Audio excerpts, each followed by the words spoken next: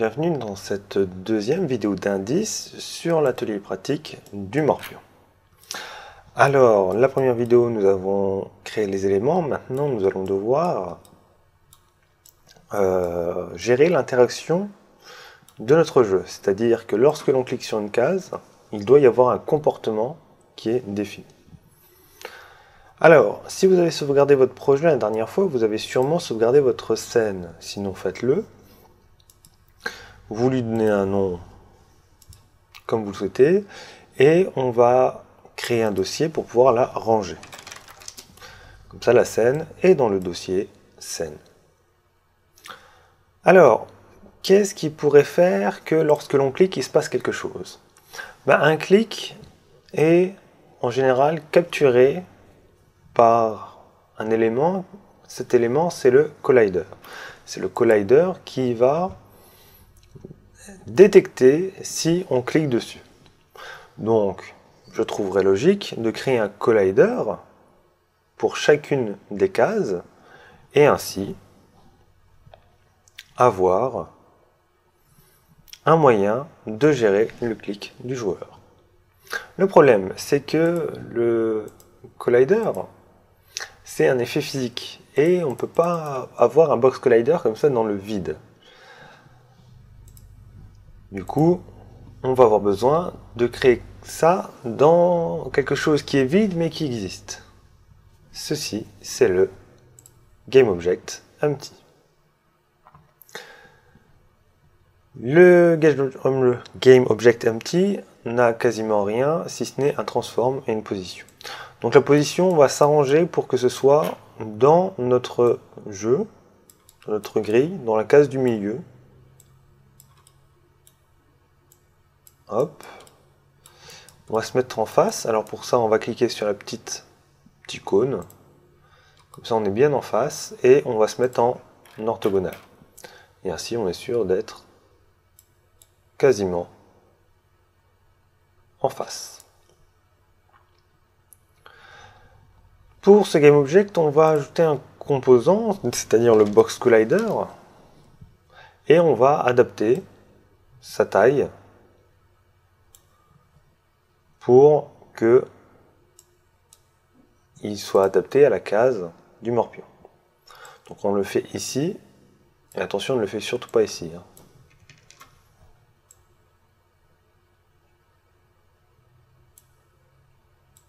Hop. Nous avons un box collider. Qu'est-ce qui se passe lorsque l'on clique sur ce box collider? Alors déjà, si monsieur va bien se lancer. Voilà. On clique ici, qu'est-ce qui se passe? Rien. C'est normal, on n'a pas défini de comportement. Ça, on va le faire au travers d'un script. On va créer un script, gestion underscore click. Donc c'est un nouveau script en C#. On le crée et on l'ajoute. Ce script, on va bien sûr le mettre dans un dossier, notre dossier script.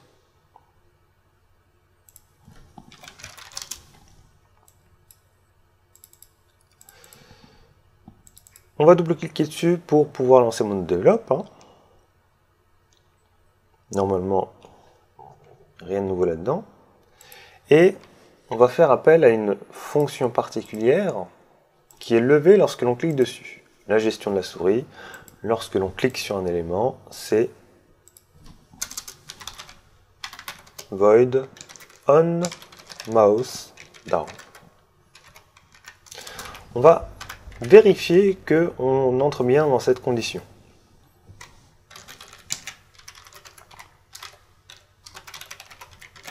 Ainsi, lorsque l'on a détecté le clic de la souris, on a le debug log qui se lance. Je lance le jeu, je clique et le clic est bien détecté. Alors pourquoi faire cette vérification? Il est possible que vous ne voyez rien.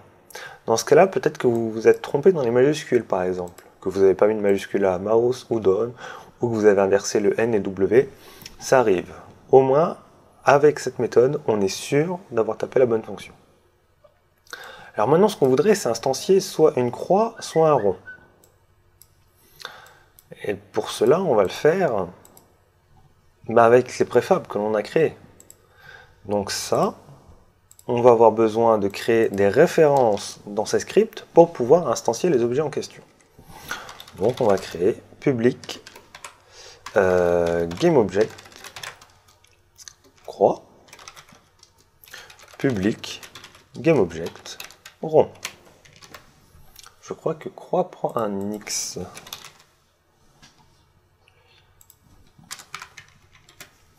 Voilà. Maintenant, lorsque l'on va aller sur notre objet, nous avons bien les champs qui ont été définis. Et donc on va pouvoir mettre la croix dans le champ croix et le rond dans le champ rond. Et ainsi, lorsque l'on va cliquer sur une case, ce que l'on veut, c'est créer la croix, puisque le premier clic, ça va être le joueur. Donc, instantiate. On va prendre la dernière avec les 3 paramètres. L'objet, ça va être notre préfab croix. La position, ça va être la position de notre objet. This, c'est-à-dire l'objet courant. Point transform, le transform. Point position, la position du transform. En quaternion, on va pas aller bien loin, on va prendre identity, c'est-à-dire la même que l'objet en question. Testons. Alors, normalement on quitte, mais dans le cas présent, on pouvait continuer le test. La variable n'est pas assignée, puisque je les ai assignés quand j'étais en play, et du coup, les modifications n'ont pas été sauvegardées lorsque j'ai relancé le jeu. On relance le jeu, on clique sur play, et la croix est instanciée. Le problème, c'est que l'orientation n'est pas la bonne. En effet, si on regarde notre rotation, elle est à 0, 0. Or, nous, dans notre préfab, nous l'avons mis à 0, 0, 315. Comment faire? Alors, soit on va créer une instantiette avec seulement un paramètre, l'objet en question, et ensuite on change sa position, et ainsi on ne touche pas à la rotation de l'objet, ou alors on va directement adapter notre préfab. C'est l'option que j'ai choisie.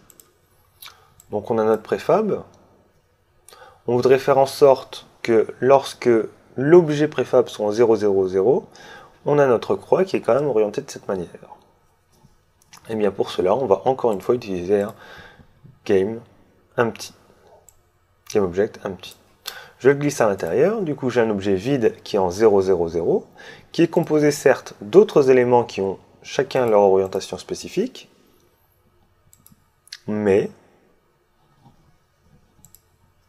lorsque on va positionner l'objet en 0, 0, 0 et l'orientation en 0, 0, 0, la croix gardera toujours le bon sens. Attention, faites attention à avoir le bon positionnement de l'objet enfant par rapport à l'objet, le GameEmpty. Parce que le GameEmpty, il se met toujours ici. Et si je change la croix, le repère bouge, mais les coordonnées, elles, n'ont pas bougé. C'est une source d'erreur, puisqu'on va se mettre à positionner un objet ici, par exemple en 0, 0, 0, c'est-à-dire à l'origine du monde, et on va se rendre compte que la croix n'est pas du tout à cet endroit-là. Et que le repère non plus. Donc c'est un défaut à mon sens, donc il sera peut-être corrigé plus tard, mais pour moi c'est une erreur. Maintenant qu'on a ce GameObject empty, on va le renommer croix avec un X, et on va remplacer le préfab qu'on avait créé avant. Et ainsi, nous avons toujours la même finalité, mais nous avons en 0, 0, 0 d'orientation une croix qui est quand même correctement orientée. Si je clique sur Play et que je clique, ma croix est créée. Alors, maintenant, ce qu'on voudrait savoir, c'est quand est-ce que c'est au joueur 1 de jouer et quand est-ce que c'est au joueur 2 de jouer. Ça, on va voir un petit problème qui va se poser. Alors déjà, on va créer, ou plutôt on va dupliquer, je sélectionne l'objet, CTRL D, les cases pour avoir toutes les cases jouables. Je peux en sélectionner plusieurs en maintenant CTRL, CTRL-D, CTRL-D. Ainsi, on a toutes nos cases qui deviennent cliquables. Maintenant, on voudrait faire en sorte que lorsque c'est au joueur 1 de jouer, on pose une croix, lorsque c'est au joueur 2 de jouer, on met un rond. Donc on a besoin d'une variable. Problème. Si je mets une variable publique booléenne joueur 1 que je mets à faux, à vrai. Donc grosso modo, quand c'est au joueur 1, on met une croix. Quand c'est au joueur 2, on met un rond. Si une fois qu'on a joué, je dis, bon bah là, il a cliqué, j'ai instancié une croix, joueur 1, faux. Ainsi, on dit que le joueur 1 ne doit plus jouer. Conclusion, c'est au joueur 2 de jouer. Qu'est-ce qui va se passer? Eh bien, je lance le jeu. Très classiquement, tout va bien. C'est au joueur 1 de jouer. Je clique, ce n'est plus au joueur 1 de jouer. Jusque-là, ok. Mais si on prend un autre objet, une autre case, la variable n'a pas été modifiée.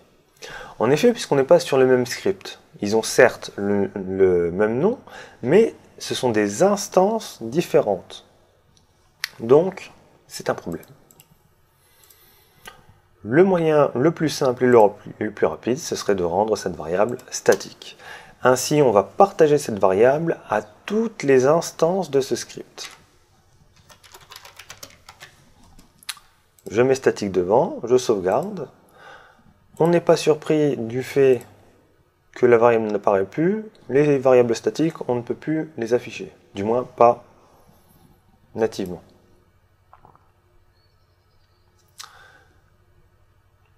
On va lancer sur Play, on clique, on ne sait pas ce qui se passe. Ah oui, puisqu'on ne peut plus vérifier dans l'inspecteur. Donc là, on va mettre un deuxième debug log, et on va regarder joueur 1, s'il peut jouer ou pas.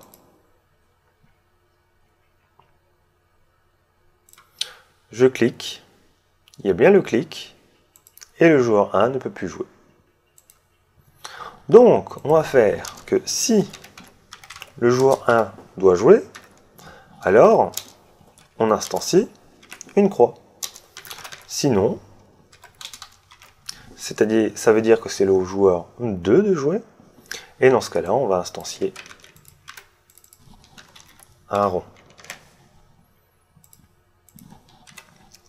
Dans le cas où c'est au joueur 1 de jouer, on va dire qu'il n'a plus le droit de jouer. Au contraire, si c'est au joueur 2 de jouer, on va dire qu'une fois qu'il a joué, que c'est au joueur 1 de jouer. Ainsi,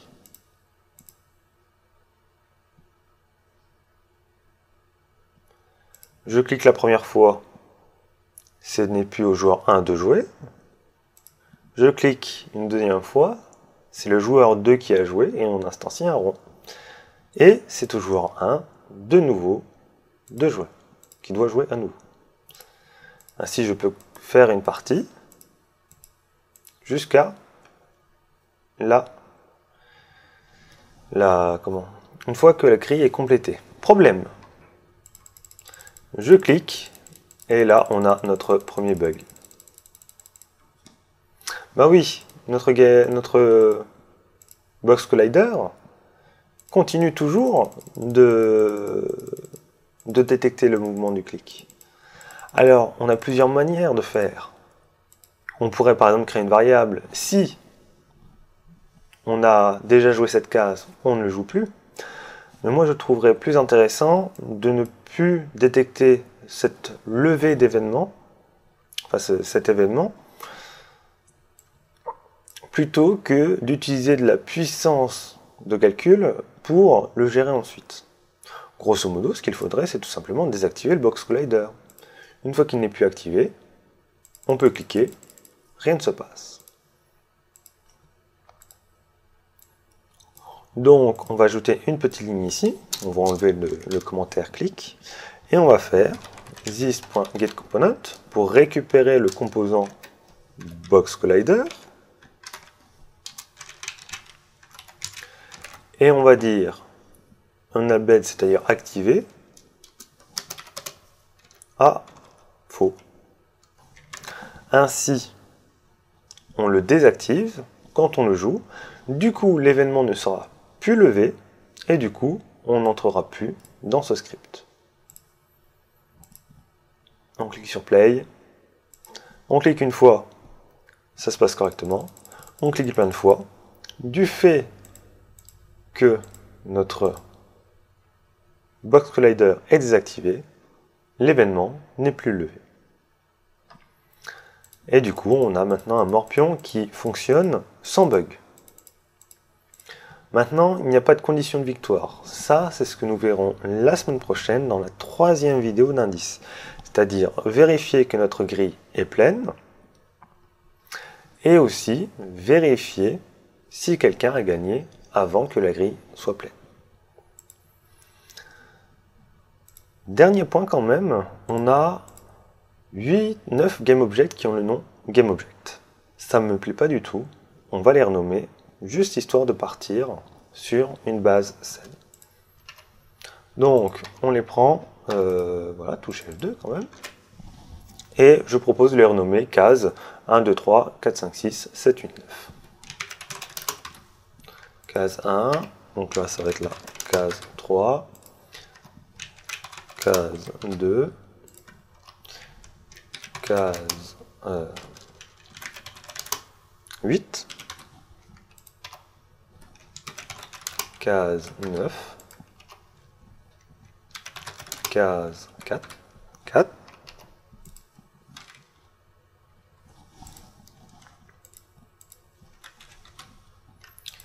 case 7, et enfin la case 5. Et il en manque un, la case 6. Voilà, nous avons maintenant un morpion qui est fonctionnel.